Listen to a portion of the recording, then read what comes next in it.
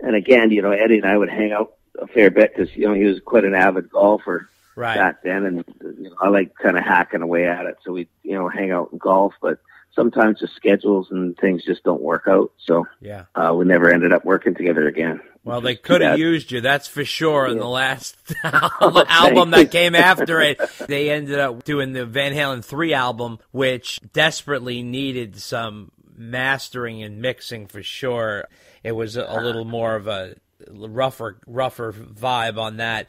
Hey, Mike, is that how you eventually got to work with Chickenfoot? Sammy remembered your phone number and gave you a call? Well, probably. Like Joe and I had already done a couple of his records together, and then they did the Chickenfoot record with, was it Andy Johns? And then, Andy had a lot of sort of troubles and ended up in the hospital, so they needed it mixed. So Joe says, "Oh, I know a mixer," and then Sammy's like, "Oh yeah, Mike Fraser, yeah, we worked on Balance together," and me and Mikey just always got along, so it was just this natural fit. That's awesome. So then I ended up recording and mixing the second Chickenfoot record. So awesome. Just a really great kind of reunion from the Balance days in a lot of ways, That's fantastic. Those albums sound really, really good. We just did a whole episode on the first Chickenfoot album, which really just sounds immense. Yep. Really just so fresh. And then, of course, the second album is fantastic as well. Got some great songs. That Bigfoot song still today is a monster. Sounds so good.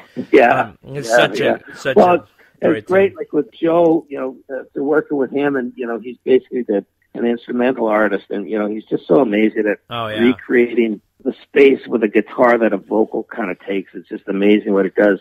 But he said to me over the years, he says, I just really want to be a rhythm guitar player in a band and just be the rhythm guy, like with the Stones and with all these other things he's filled in as. I just love it.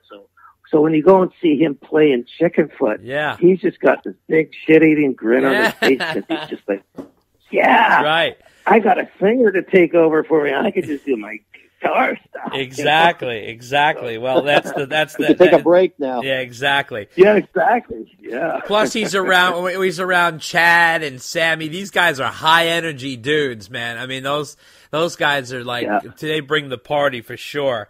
You know what I mean? So looking back at the album 25 years later, how do you feel it holds up, and how do you feel it came out? You know what? I think I'm kind of in agreement with you. I think it's one of their stellar records that they've done.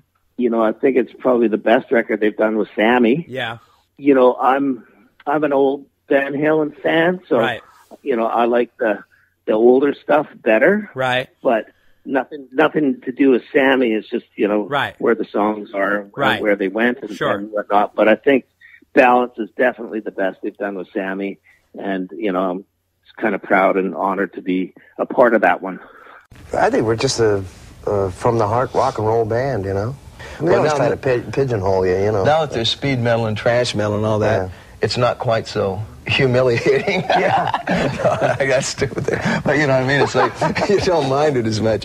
When that was like this outrageous, unthought of music, just trash, what they call trash metal now, which I think is great, but I'm saying, but when heavy metal was considered like the unmusic thing, it was an insult, because this band is very musical. It's probably one of the most musical rock bands around, I think, It's the most musical band I've ever been in.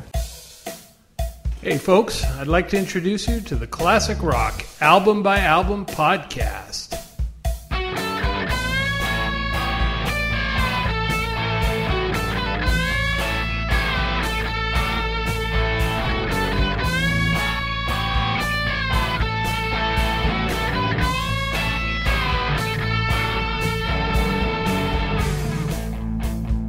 Welcome to the Classic Rock Album by Album podcast, where no stone is left unturned in the show's epic quest to review and dissect every single rock album ever made.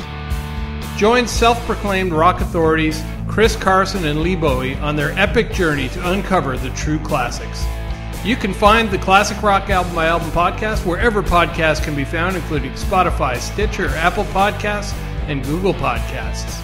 Our website address is classicrockalbumbyalbum.libsyn.com. That's LIBSYN.com. And we can be reached on Facebook at fb.me/classicrock. YouTube.com/Classic Rock Album by Album. See you soon from the Classic Rock Album by Album podcast. Hi there, this is Martin Popoff, scribbler of many rock books, and you are listening to Dave and Dave Unchained. In our band, there is constant back and forth, and at the same time, I think everybody's more than old enough now to really to respect what we've been allowed to do. You know, if we've made a contribution, that's for you to decide. But we've been allowed to do this job for how many summers in a row? Yow. You know? It's like we never got kicked out of summer camp. Usually you get too old like Menudo. We just kept coming back. Ladies and gentlemen, we have an incredible guest this evening. His name is Glen Wexler, and he was the creator and photographer of the image on the cover of Van Halen's 1995 Balance album. Glen, thank you so much for coming today. Absolutely. Thanks for having me. Awesome. We're celebrating the 25th anniversary of Balance, and it's hard to believe it's been 25 years. But we wanted to... Tell me about it. Yeah, right? It's crazy. So tell me, how did you initially get involved in the project? Well, I was invited to do the project by Jerry Hyden, who was the creative director at Warner Brothers. She commissioned me. During the 90s, the in-house art department at Warner Brothers was kind of like the gold standard of the record companies. They just produced one incredible album cover after another. So I had an ongoing relationship with them. I had done the previous album cover for Van Halen for Unlawful Carnal Knowledge, which was, as you know, that was a photographic logo treatment. I was doing a lot of those back during that time period, but Alex Van Halen was also very involved in the project, both for Unlawful Carnal Knowledge and Balance, so he was very much part of that decision to bring me into the fold for the new project. Both of them were very aware of the kind of fantastical, conceptual type imagery that I was most known for, and they were totally open to going into that direction for the new album. That's awesome. So just to step back a little bit for the Unlawful Carnal Knowledge album, did they give you direction on that, or was that just coming up by yourself? What was the background on that one? Oh, no, with that one, quite honestly, Alex had a very, very specific idea for that particular cover.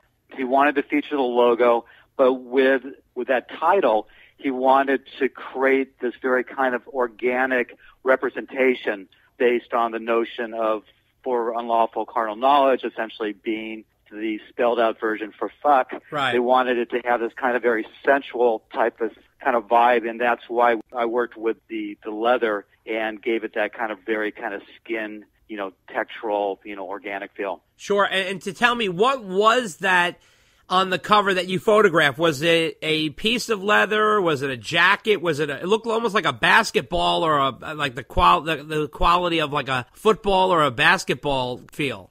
What we did is we got a bunch of different leather hides, different types of skins. Then I created a big stamp of the logo and took it to a guy that professionally did the stamp into the different hides, and I tried a number of different versions. That was the one we liked the best. Did you guys do it in different colors? Yeah, we did. I probably did about 20 different versions. Oh, wow. Okay. Just out of curiosity, do you still have all the original product? Good question. I probably do somewhere. Yeah, somewhere. I'm sure they're wrapped up, and I'll come across them eventually. Absolutely. That's cool. Are they large or are they small? They're not very big. I think the leather hides were we were still doing tall boxes back then. Right. So I think they were, most of them were probably about 24 inches across, maybe 30 inches, tall. The stamp itself, I think, was somewhere between like 10 and 12 inches. Okay. All right. Excellent. That's great. So tell me, in terms of this particular gig, at what point do you come into the process? Is it after the album's been recorded? Is it before the album's been recorded? What part do you come in? Typically, when I'm engaged to do a album cover project, it's about 2 or 3 months out from the actual release. Band, it's coordinated. Usually, when the band's about to finish recording and they're going into mixing and mastering. Okay. So at the time, did they have the title Balance when you were going in for Balance, or no? Actually, it was kind of an interesting process. When we started with the project, the original album title was going to be The Seventh Seal. Right. And I originally worked on concepts to illustrate that title, and one of which involved a composition with a young child, and actually did the casting session in which we found the kid that we used on the balance cover. Right. But there was a certain point where Alex came back telling us that the band had come to the conclusion that The Seventh Seal was actually too heavy of a title for Van Halen, and at that juncture they decided they wanted to work with the title Balance. Right. Interesting. Was Alex always your main point of contact with the band? Yeah, in terms of the band, Alex was at all the meetings at Warner Brothers, and then at various points moving forward, it would be Alex that would kind of check in at the studio where we were, to check in and see what we were doing. At one point, he brought Ed in with him. Ed wanted to see what was going on as well. Right. Okay. All right. Cool. What was it like working with him? Alex was great. Alex has a really strong appreciation for art and photography. Really respectful of the process, gave me the room to do what I needed to do. He was great to collaborate with. That's cool. And to tell me, how many different ideas did you have for the Seventh Seal? Did you actually have covers that were drawn up already? Yeah, we did. We had a really cool cover, very kind of apocalyptic. It was kind of in a similar vibe as where we landed with Balance. Okay. Yeah. But again, it was a little too dark, a little too heavy for Van Halen. Okay. It was interesting when we got into the process, when Alex told me that the title of the new record was going to be Balance. I asked him what that meant to them, and I got an answer that I really didn't see coming. It was a big surprise because obviously Van Halen had this reputation and perception as being this kind of fun-loving party band, and what Alex came up with, he said, when I asked him specifically, what does this mean to you? Alex said he had this notion of exploring the duality of the human psyche, and like I said, I just didn't see that coming. Yeah. So, like I said, it was really unexpected, but in hindsight, at that point they were 17 years out from their first album, right,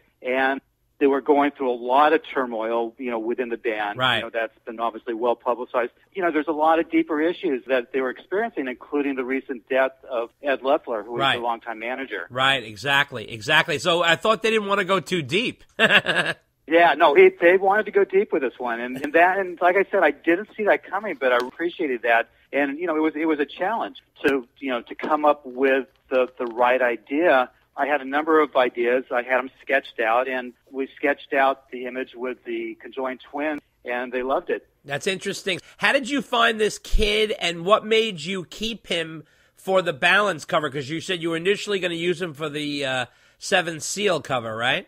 Right, yeah.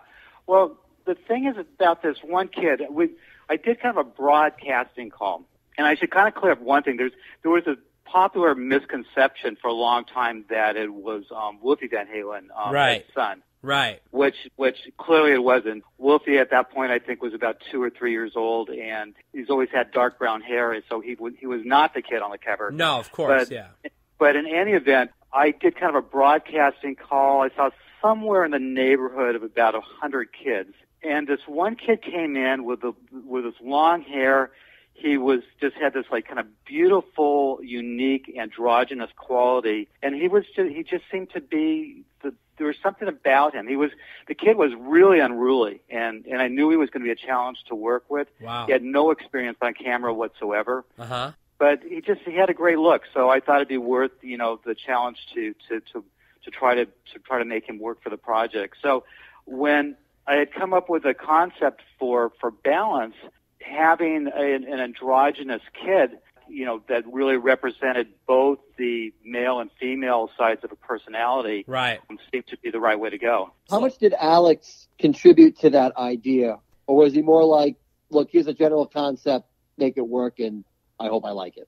With Balance, no, it was more kind of a general idea. Like I said, I presented a few very different approaches to him, but the one that I had always liked the best was the twins on the seesaw, and that's the one that Alex and Jerry Hyden both gravitated towards. Absolutely. And in terms of the other concepts, what were some of the other alternative versions that you had? Well, there's only one that is still very clear in my mind, and I'm going to kind of keep that under wraps because what I've found over the years is I've had ideas for album covers and